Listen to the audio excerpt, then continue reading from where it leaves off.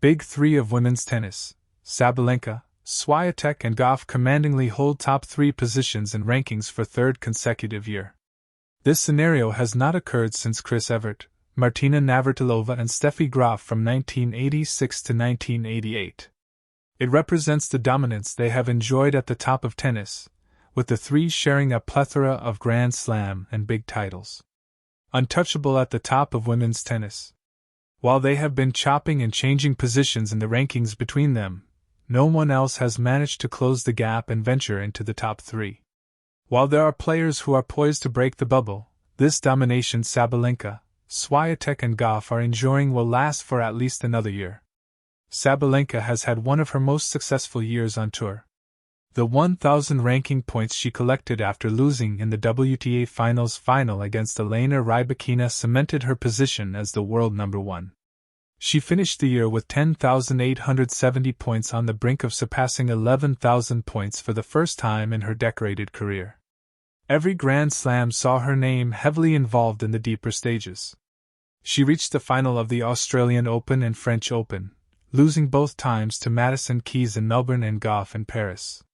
She suffered a shock defeat to Amanda Anisimova in the Wimbledon semi-final before finally getting over the line in a major event, lifting her second US Open title. Added to this is 2 WTA 1000 titles from 3 consecutive finals, highlighting her consistency at the top level which has left her in this position. Someone who has been praised of her consistency is Swiatek, who by her lofty standards has had an off-season. There were concerns on whether she would even be in the top 3 at the end of the year. Going into the grass swing, she was ranked 8th in the world after suffering a hugely disappointing period on clay where her Roland Garros win streak was abolished. A final in Bad Homburg shot her up to 4th in the world heading Wimbledon, where a replenished Swiatek would cruise to the title in a ruthless tournament display. She would climb back into the top 2, with a shot at the world number 1 on offer at the US Open after clinching the title in Cincinnati. However, a quarter-final defeat to Anisimova prevented those chances from panning out. She added a third title in 2025 at the Korea Open to bolster her position as second in the world. This position was formerly held by Gauff after the American won her second Grand Slam title at Roland Garros. She was stunning on clay, also reaching 2 WTA 1000 finals in Madrid and Rome.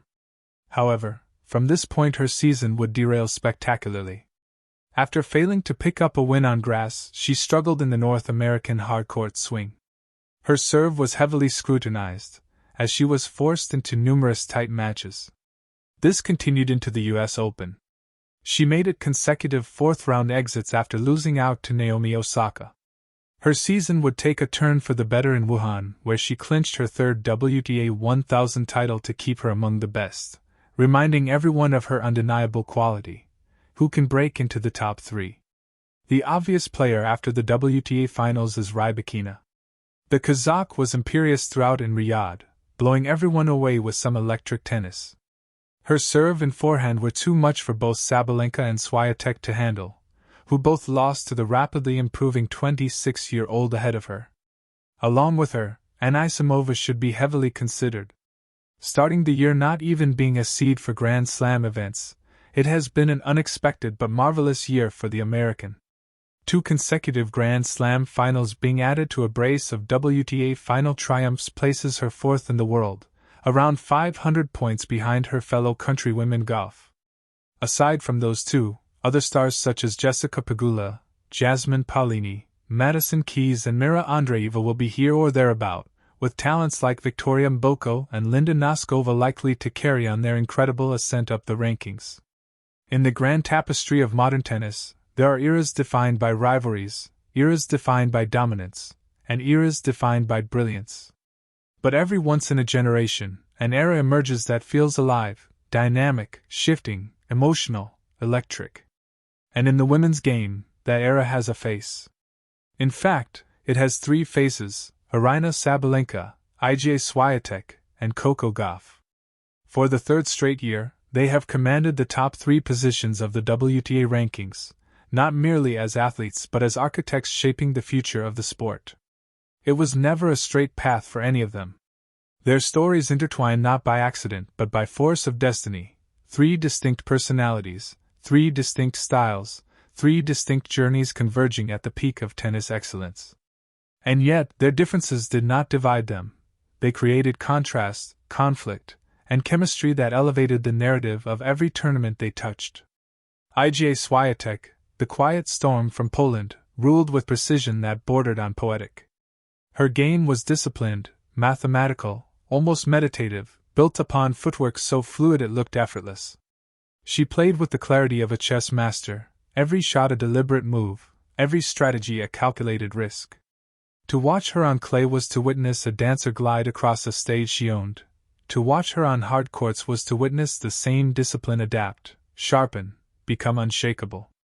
For 3 consecutive seasons, Swiatek's consistency became the compass the WTA relied on, a North Star that every player measured themselves against. Her dominance was never loud. It was never boastful. It was simply there, like gravity, invisible yet undeniable. She had a mind trained for battle, a calmness that refused to flirt with chaos, and a determination that whispered rather than shouted, "I belong here."